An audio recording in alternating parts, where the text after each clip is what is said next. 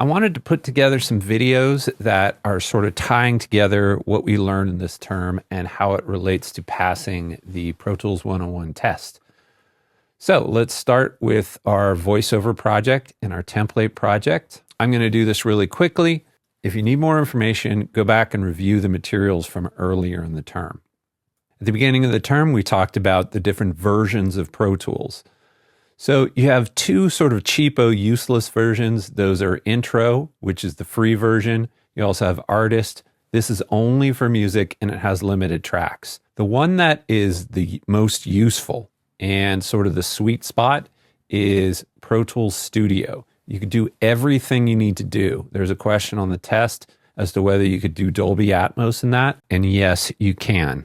There's also one called Ultimate. This just basically gives you really high track counts and is not necessary for most people.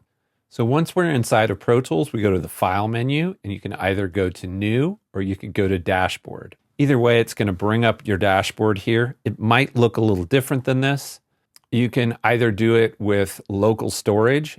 This is going to be something called a Pro Tools session, or you could do it cloud-based collaboration, and cloud collaboration is called a project. We didn't use those at all during the term.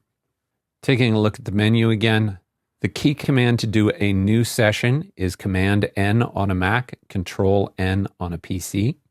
Once we were in the dashboard, we saw all the parameters we can adjust. With bit depth, you have the choice between 16-bit, 24-bit, and 32-bit floating point. This relates to dynamic range, which is the level difference between the loudest and the quietest sound in your session. It is measured in decibels. Each bit gives you 6 decibels per bit. So in other words, that means for a 16-bit recording, you're going to have 96 dB of dynamic range. And for a 24-bit recording, you will have 144 dB of dynamic range. For the sample rate, we have 6 choices: 44,100 or 44.1 kilohertz, 48K, 88.2, 96, 176.4, and 192. These are all multiples of these first two. This relates to frequency. One thing they will ask you about is the Nyquist-Shannon Theorem, which means you need to have at least 2 samples to represent each frequency. So, for example, if we are trying to represent human hearing, which goes from 20 hertz on the low frequencies to 20,000 on the high frequencies, we are going to need at least twice that, or 40,000 samples.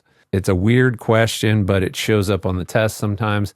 Even the smallest sample rate you can use in Pro Tools would facilitate that. So, of course, the bigger the bit depth and the sample rate, the larger the file sizes.